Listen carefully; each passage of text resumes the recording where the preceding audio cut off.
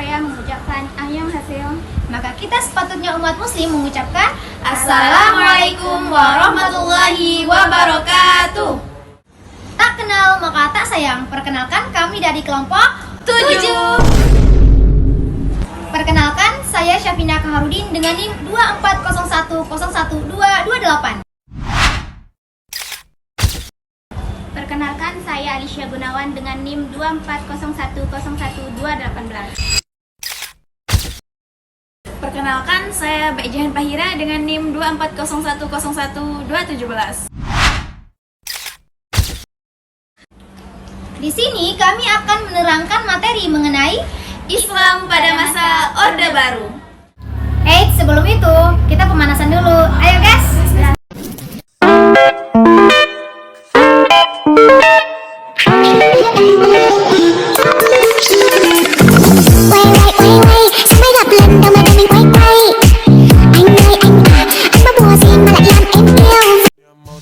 Jadi gua kasih rumahmu di mana? Mama mau kesana. Di sana ada siapa? Kalau sepi main sama gua. Atas bawah cantik. Sudah, itu dulu ya guys pemanasannya. Bye bye. Nah, pada kesempatan kali ini saya sebagai pemateri pertama akan menyampaikan materi mengenai kebijakan politik pemerintah pada masa Orde Baru.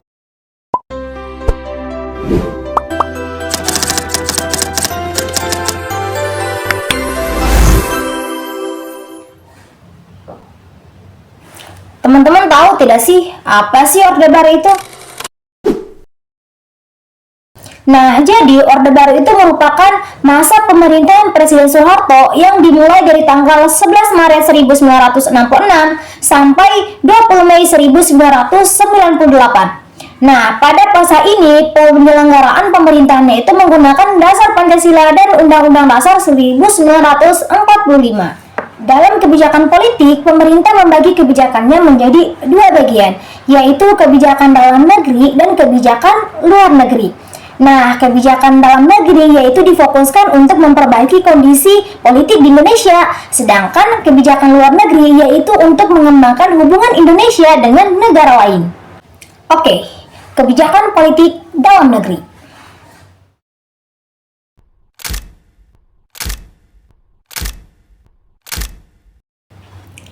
Kebijakan politik yang pertama yaitu Pemilu 1971. Nah, setelah Soeharto berkuasa dan masa Orde Baru dimulai, pemerintah itu ingin menunjukkan bahwa Indonesia itu merupakan negara demokratis. Karena itu, pada tahun 1971 diadakanlah pemilu pertama di masa Orde Baru, sekaligus pemilu kedua sepanjang sejarah Indonesia setelah 1955. Namun, di balik itu, pemerintah itu juga ingin mengendalikan hasil pemilu agar kekuasaan tetap stabil dan berada di tangan Soeharto.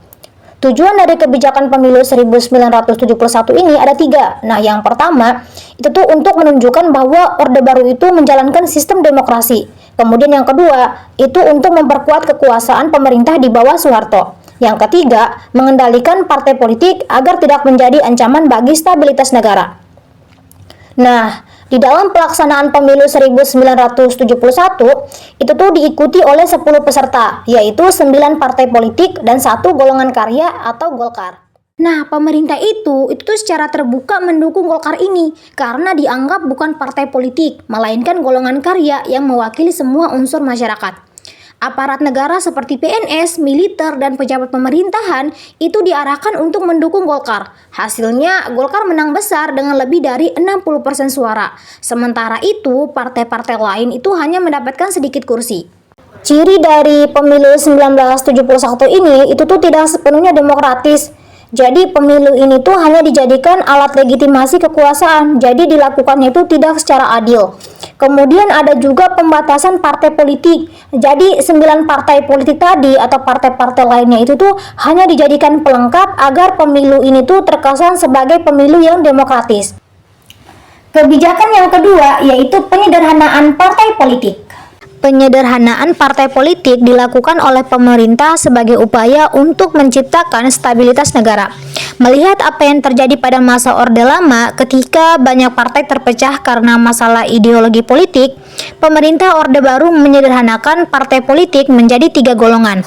Nah, kebijakan ini dikenal sebagai penggabungan atau fusi partai politik. Penggabungan partai ini tidak didasarkan pada kesamaan ideologi, melainkan kesamaan dalam program kerja. 3 golongan baru fusi partai tersebut adalah PPP atau Partai Persatuan Pembangunan. Nah, di mana partai ini merupakan gabungan dari NU, PERTI, PSSI, dan juga Permusi. Kemudian Partai Golongan Karya yang berdiri sendiri tanpa penggabungan dengan partai manapun. Dan yang terakhir yaitu Partai Demokrasi Indonesia atau PDI, yang di mana partai ini berisi gabungan antara Partai PNI, Partai Katolik, Partai Murba, Parkindo, serta IPKI. Berikutnya yang ketiga yaitu kebijakan Dewi Fungsi ABRI. Dewi Fungsi ABRI adalah kebijakan politik pada masa Orde Baru yang memberikan peran ganda kepada ABRI atau Angkatan Bersenjata Republik Indonesia yang sekarang disebut sebagai TNI. Artinya, ABRI itu tidak hanya berperan sebagai alat pertahanan dan keamanan negara, tetapi juga berperan dalam kehidupan sosial dan politik. Jadi, para anggota militer itu tidak hanya menjaga keamanan, tetapi juga bisa menjadi penjabat, anggota DPR, menteri, bahkan kepala daerah. Oke, kebijakan dalam negeri yang terakhir yaitu pedoman penghayatan dan pengamalan Pancasila. Kebijakan Orde Baru lainnya adalah Eka Prasetya Pancakarsa yang lebih dikenal sebagai Pedoman Penghayatan dan Pengamalan Pancasila atau P4. Kebijakan ini bertujuan untuk memberikan pemahaman mengenai Pancasila kepada masyarakat tanpa terkecuali. Tak hanya itu, pemerintah juga melarang ada organisasi yang tidak menggunakan Pancasila sebagai ideologinya.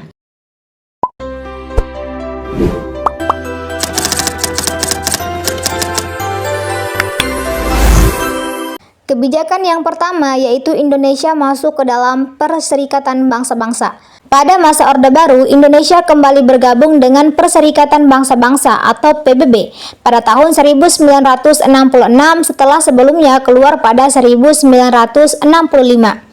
Nah, ini merupakan bentuk kerjasama regional dan internasional. Di sini saya sebagai pemateri kedua akan menyampaikan pembahasan tentang hubungan antara umat Islam dengan pemerintah pada masa Orde Baru.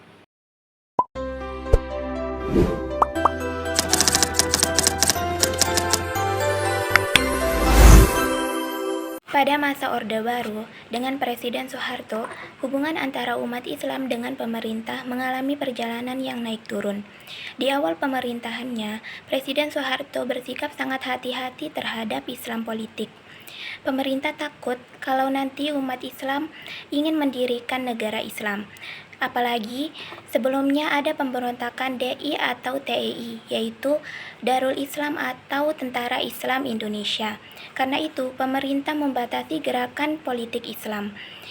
Partai-partai Islam dipaksa disatukan menjadi PPP, yaitu Partai Persatuan Pembangunan. Para ulama dan tokoh Islam juga tidak diberi banyak ruang dalam politik. Umat Islam diarahkan hanya untuk fokus pada kegiatan keagamaan seperti dakwah dan pendidikan, bukan ikut mengatur negara. Intinya, pemerintah ingin semua kekuatan politik berada di bawah kontrolnya. Namun, suasana berubah di akhir 1980-an sampai 1990-an. Pemerintah menyadari bahwa umat Islam adalah mayoritas bangsa dan punya pengaruh besar dalam masyarakat. Akhirnya, pendekatan yang dulu keras mulai dilunakkan. Tokoh-tokoh Islam mulai terlibat dalam pemerintahan. Puncaknya adalah berdirinya ICMI, yaitu Ikatan Cendekiawan Muslim Indonesia, di bawah B.J. Habibie. Dari situ, umat Islam mulai merasakan dukungan, seperti tumbuhnya perbankan syariah, kemudahan membangun masjid, dan kegiatan dakwah yang semakin meluas. Walaupun hubungan membaik, tidak semua kelompok Islam diam begitu saja. Banyak yang tetap mengkritik pemerintah karena dianggap otoriter dan banyak melakukan korupsi. Ketika krisis ekonomi 1997 datang, tekanan terhadap pemerintah semakin membesar. Banyak tokoh Islam ikut mendorong perubahan. Akhirnya, gerakan reformasi meledak dan Soeharto jatuh pada tahun 1998. Jadi, masa Orde Baru digambarkan sebagai perjalanan panjang mulai dari kecurigaan dan pembatasan terhadap umat Islam. Kemudian, perubahan sikap pemerintah hingga akhirnya umat Islam memiliki peran besar dalam lahirnya era reformasi. Sekian penjelasan dari saya. Terima kasih. Baiklah teman-teman, di sini saya akan melanjutkan pembahasan dari materi ketiga, yaitu tentang respon umat Islam terhadap ideologi Pancasila pada masa Orde Baru.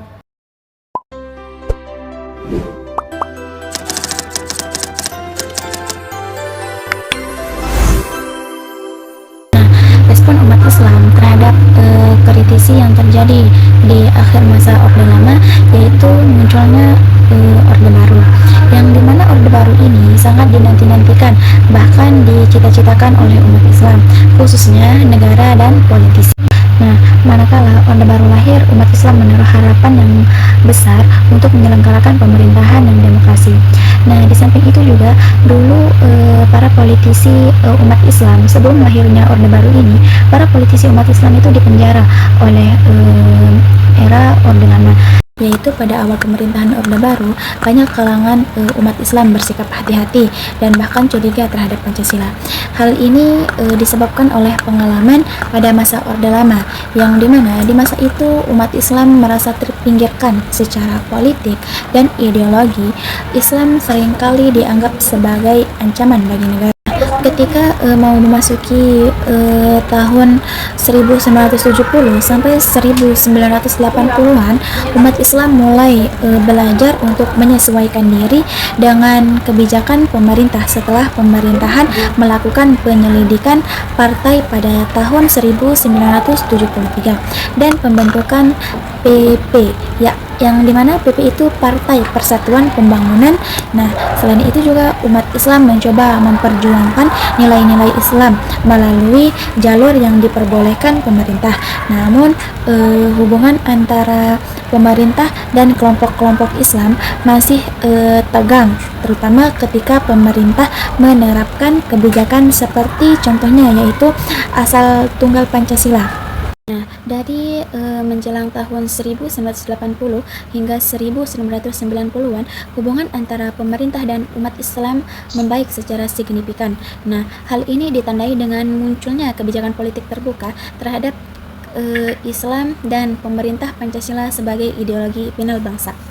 Nah, ada beberapa faktor penyebab dari pemerintah menyadari pentingnya dukungan Islam, yaitu umat Islam mulai melihat bahwa Pancasila tidak bertentangan dengan Islam, tetapi terutama karena sila-silanya yaitu sejalan dengan nilai-nilai tauhid, keadilan, kemanusiaan, dan musyawarah. Nah, ada beberapa tokoh Islam seperti Abdurrahman Wahid dan Nurcholish Madjid mengemukakan gagasan bahwa Islam yes, partai Islam no, yang dimana menekankan sebagai Islam sebagai etika sosial dan bukan sebagai ideologi politik. Sekian dari saya. Assalamualaikum warahmatullahi wabarakatuh.